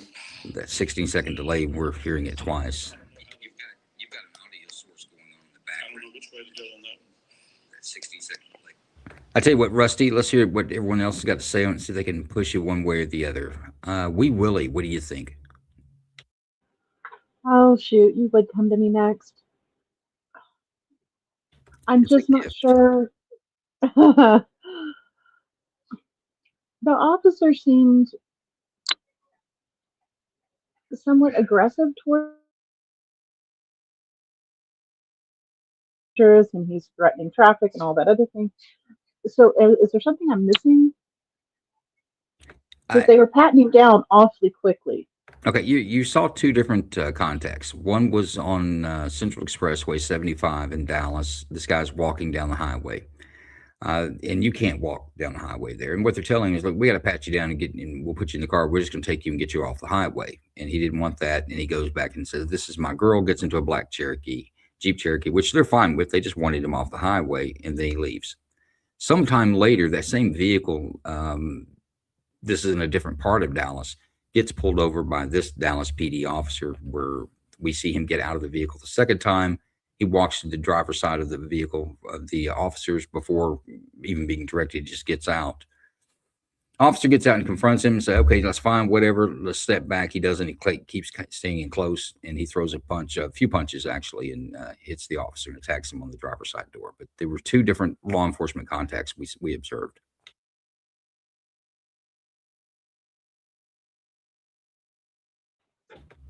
I'll let you. Right, I get that. Okay, go. I'm going to let you ponder that for a minute, and I'm going to go to Lisa. What do you think, Lisa? I think that a lot of things went really wrong there. The guy should have been walking down the freeway, so we're going to give him a lot of grace on that one because he should have been arrested. But let's get past that and go to the second scenario. The guy shouldn't have gotten out of the car. You're supposed to stay there until the policeman gets out and comes to you. And then he comes up and he hits the policeman. I think he should have been shot. Okay. Do you think that it's reasonable for the officer to have a fear for himself? Absolutely. Serious bodily injury or death? Well, yeah. I mean, you've got someone coming at you. You don't know what they have. He could have been armed. How do you know he's not? He could have pulled something out of his jacket and killed the policeman before he had an opportunity to even react. Okay. But there were no weapons, right? But the policeman didn't know that. That's fair. That's fair. Let's go to Laura. What do you think, Laura? Yeah, I mean, I agree. Like, they weren't able to pat him down, so they didn't know if he had a weapon on him.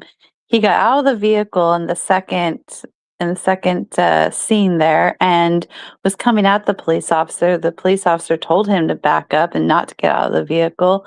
And then he charged at him. And at first I thought it might have been excessive until I saw the pictures of all the injuries that the officer had from that guy just from punching him.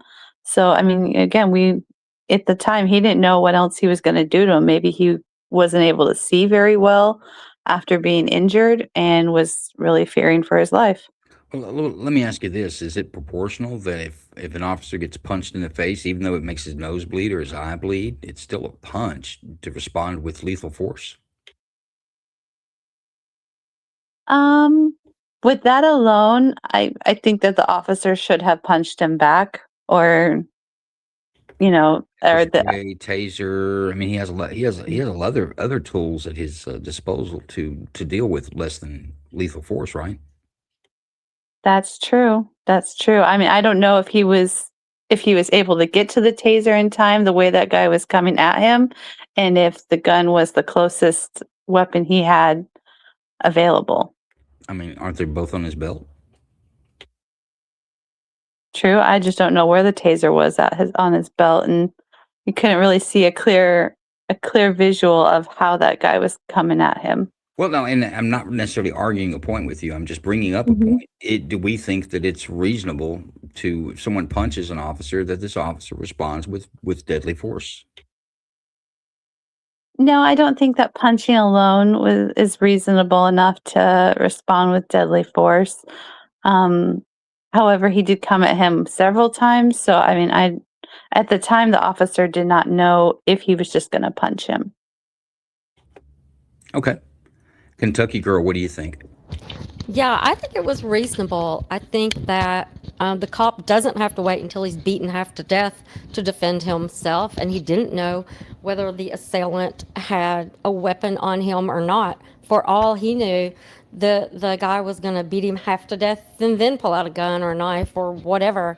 The guy was aggressive. He seemed a little bit more than aggressive, and I think his behavior earlier showed that. He definitely seemed a little unstable, and he aggressively went back to the cop car, clearly looking for some kind of interaction with the cop. And I don't think that a cop has to wait until their life is actually in complete danger before they are allowed to defend themselves however they deem necessary.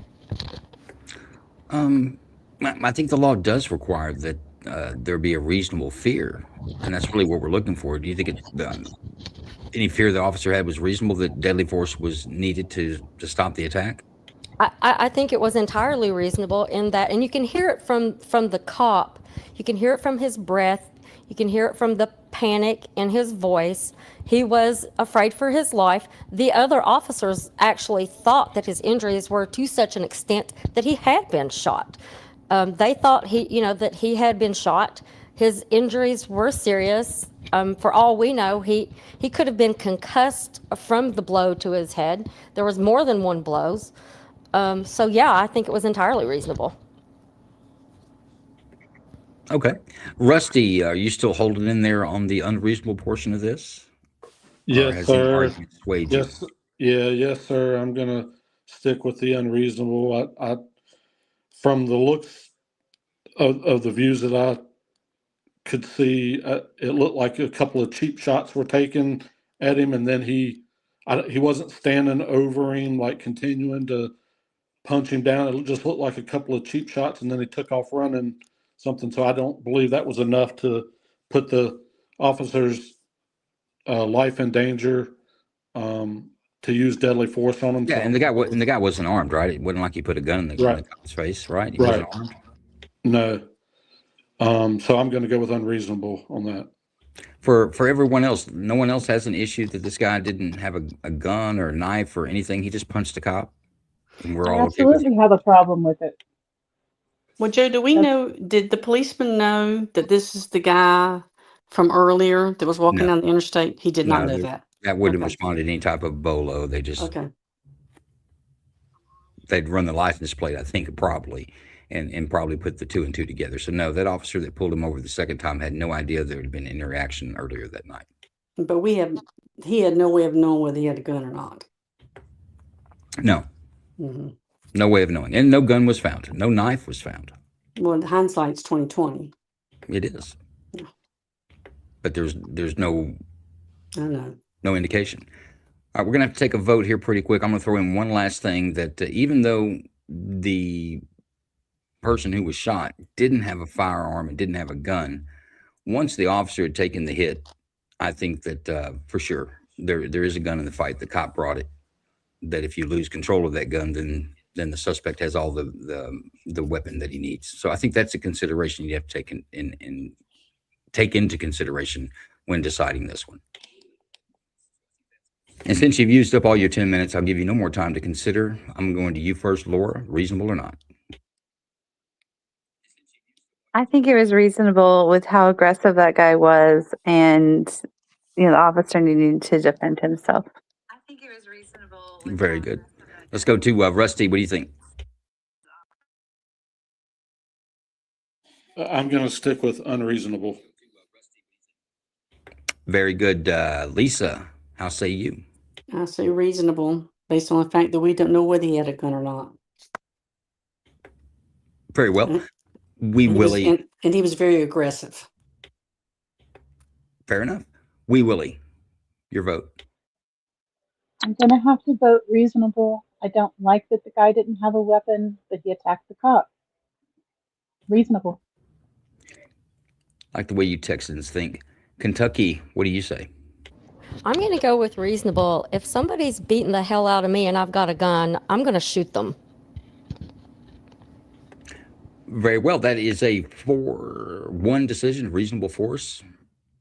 Jason, anything to add to this one?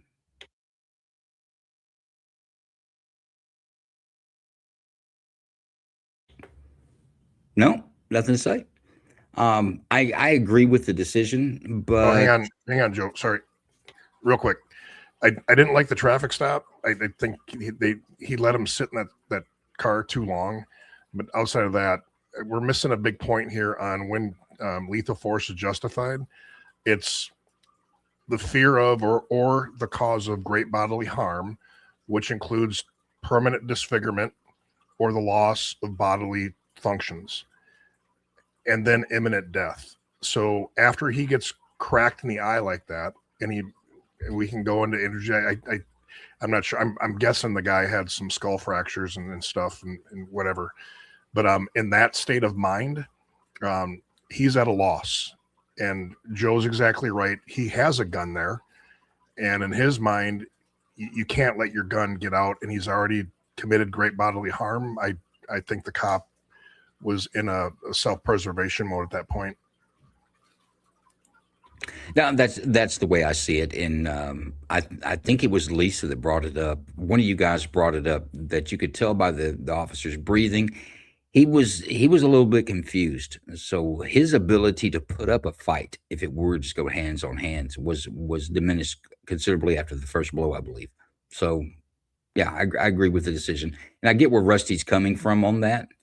But I think that negates the fact that there's always a gun when a cop fights. There's always a gun in the fight. The cop brings it, whether anyone else is armed or not. He is, and if he loses control of that, then many of officers that Jason could probably just think off the top of his head, and so can I, have lost their lives from their own gun. With that, now we talked about earlier. We've got Jason as our expert witness, but he's also the developer of the 3D the 3D school safety response system. 3D response school safety system. I'll get that right. But he's something that he's developed over the last 10 plus years. It's in 20 plus schools, I believe now. So this is something that's really in place. But let's run this quick promo, and we'll let Jason talk about where his current actions are briefly at the end of this. But check out this promo, and when you're done with it, go check out 3dresponse.com and see what you can do to help this get into a school near you. Care about the safety of children and their lives, right? Well, listen to this. In 1958, 92 children and 3 teaching nuns died in a fire at Our Lady of the Angels School in Chicago. It led to a nationwide reform of fire safety in schools. Since then, not one child has died from a school fire. The same principle should be applied today. The issue of school shooters is still a problem. A gunman shooting down at these students.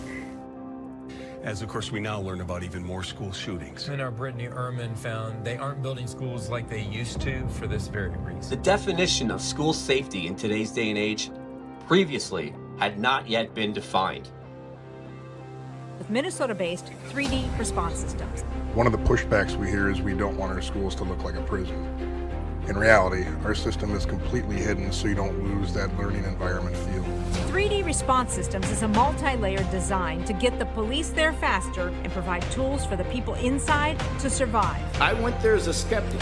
I'm not a skeptic any longer. Why isn't this in every school? Because the loss of even one child's life is one too many. Well, let's get this word out and make sure that we support folks like Representative Hudson and 3D Response System. And wherever you are, whatever state you're in, go talk to your school board, go talk to your state representative. Tell them about this. For information, or if you would just like to help, download our info sheet PDF located under the Systems The tab. 3D Response Systems design will provide safe spaces and a rapid response from first responders. We should install in every school, public and private.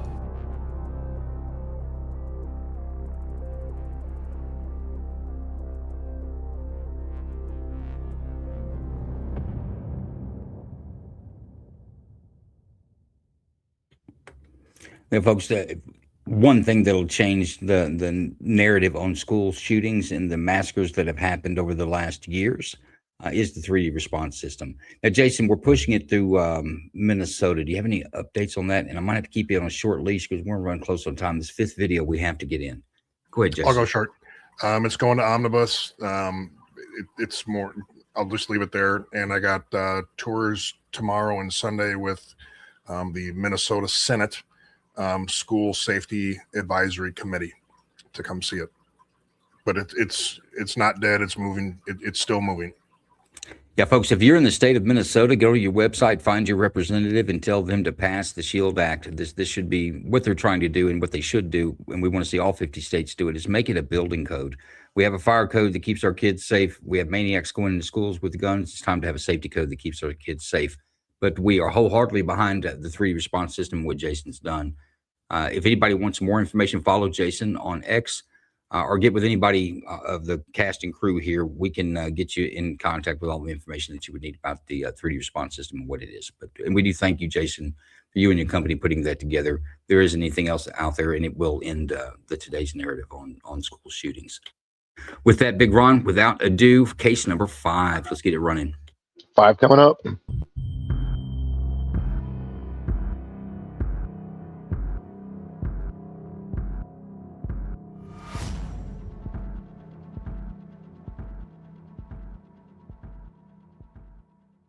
This incident began in the area of 106 Drive and Coulter Street when Phoenix police were sent to the area to investigate a report of a suspicious person in the neighborhood. Here is a portion of that 911 call. Phoenix 911, where is your emergency? Hello? Hi, we have a strange person in the neighborhood. I gotta go, right? I'm sorry, you have a strange person what? In our neighborhood. Okay. He's What's the walking address? around.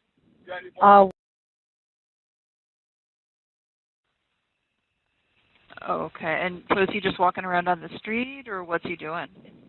He's walking around the street, like engaging us, and he's out of sorts.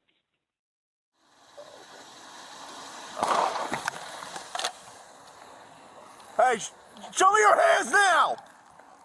Show me your hands, I'm gonna shoot you! I will shoot you, show me your hands!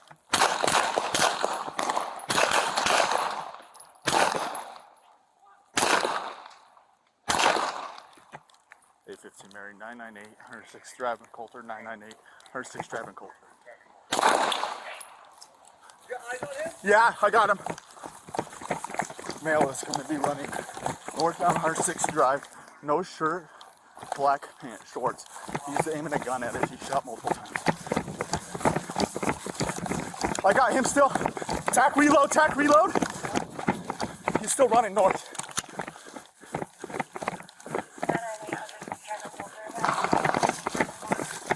Take cover, take cover.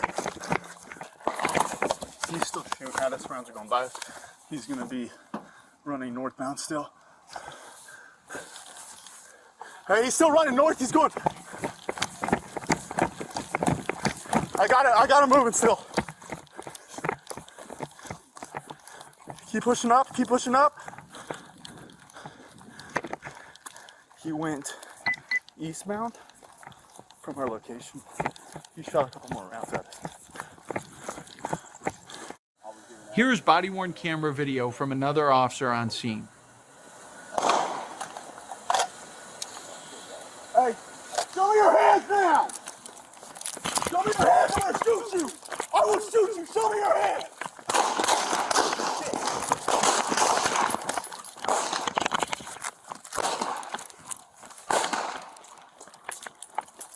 Mary, 998, 167 Coulter, 998, 167 Coulter. You got eyes on him? Where's he at? Male is going to be running north on 100 Drive, no shirt, black and short. He's aiming a gun at us, he shuffles. All right.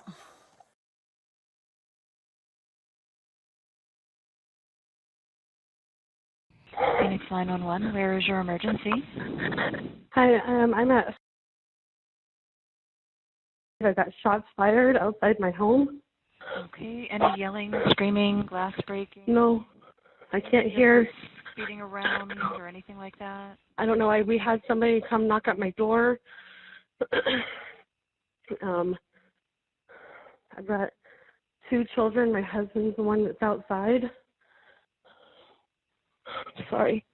Okay. Is that your husband at the door? Did he shoot? He shot you? My husband should have been shot. Okay, say that again for me. My husband's been shot in his right leg.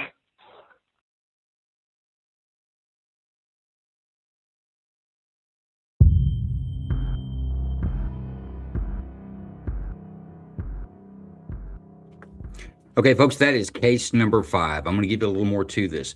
The person who gets shot is the person who originally called and said there's a prowler in the neighborhood. This person went out and investigated with a firearm in his hand. He says that he fired a shot in the air to scare whoever it may be off, and that's what got the attention of law enforcement. So keep that in mind, that this was the caller who was out in the neighborhood that tried to scare off a prowler by, he claims, shooting a single shot in the air. Any portion of this video we'd like to see again? Yeah. Can you play after the first shot was fired that he said was in the air and the officers start moving toward him? Can you play that part?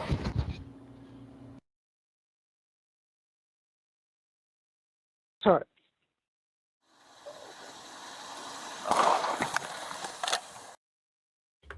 There's your one shot in the air. Hey, show me your hands now!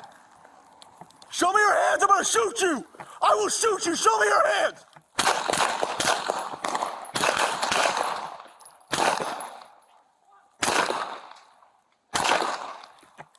A15 Mary 998. That help you any? I mean, it's such a terrible situation. Yeah, it did, but it's just a terrible situation. I tell you what, we're running short on time. Put a clock up, Big Ron,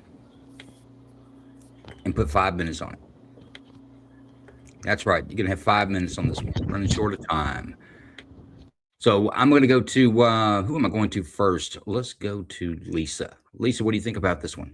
Well, I guess when the shots were fired, the man that came out was the one that got shot in the leg. Is that? Am I understanding that correctly? That is correct. No prowler or suspicious person was located. And there was one shot fired, and then the police shot fired. Did the man from the house fire at all? Officers claimed that he exchanged fire. He says he only shot once. That's a hard one. I tell you what, let's listen. Yeah, go to somebody else. Other people's opinion, and yes, Willie, what do you think? I'm gonna have to go with reasonable. The officer told him to put his hands up. He obviously didn't comply. He's running around with a gun, shooting it in the air. Was he even on his own property? Nah, No. reasonable. he ran back to his home. The second 911 call was his wife saying that there's shots around my house Right. and my husband's been shot in the leg. That was him returning. Yeah. home. But Okay, if- so reasonable. Kentucky girl, what do you say? I'm going to have to go with reasonable. When the officer told him to put up his hands, drop his gun, or he was going to get shot, the guy just didn't do that. I don't know if he shot back or not, but I got to give the benefit of the doubt to the cop on that. A little deference for a swiftly evolving situation is that what I'm hearing there? Yeah, exactly. It's a nice robe you got on there, Justice. Let's go to Laura. What do you think? Yeah, I think that he shot first for no reason. And also it did sound like he returned fire after the officers told him to show his hands. So yeah, I think it was reasonable. Fair enough. Rusty, how say you? Yeah, I'm going to go reasonable on this one because he knew that the cop was there because him or his wife, one is the one that called the cop. So he knew the cop was there. He should have listened to what he said and shouldn't have been firing a firearm once he knew that the cop was in the area. There was, if there was a prowler out there, the cops would have handled that the way they needed to. He didn't need to be out there doing that. And for that reason, you do stupid stuff, you get something happen to you. So I'm going to go that's reasonable. I feel like you're a little inconsistent on this decision, Rusty. You don't think so? No. We'll talk about that in the after party, which, by the way, 20 minutes after this stream ends, folks, we'll have an after party on X where the grand jurors are invited in to be primary speakers. You come in and discuss the cases with them. I know I burned a little of your time, but I'm watching it well.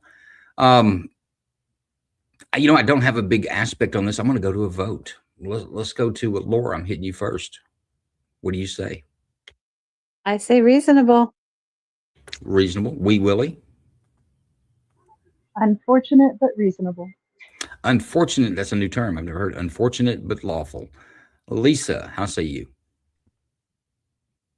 I'm going with reasonable, but I think is extremely unfortunate. That's not on the form that you're I'm sorry. Okay, just there's no spot for I'm sorry, so sad. Okay, reasonable then, Joe. Reasonable. Reasonable. Miss Kentucky girl. How you vote on this last case? I'm going to give it a reasonable. And Rusty, you're still hanging on reasonable on this one? Yes. There it is, Big Ron posted up. Very good. Reasonable force. Jason, any comments on this one? No, they got it right. Reasonable.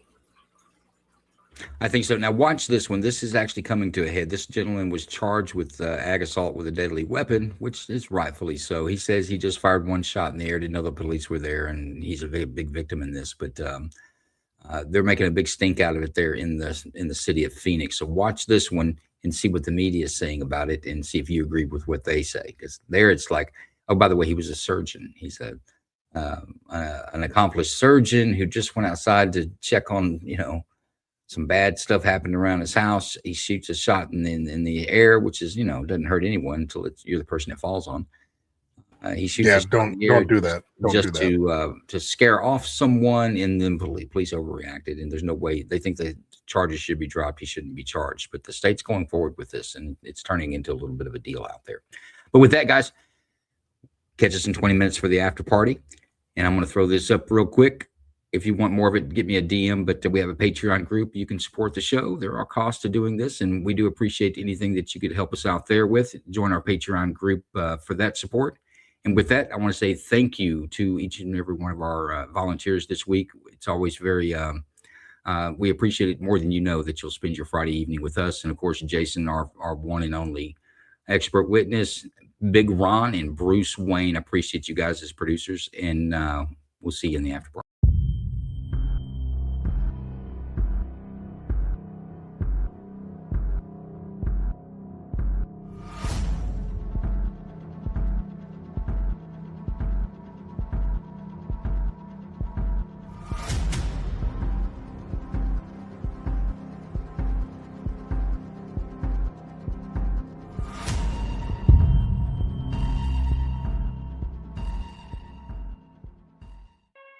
an incarcerated individual's use of institutional telephones constitutes consent, and your calls may be provided to law enforcement agencies.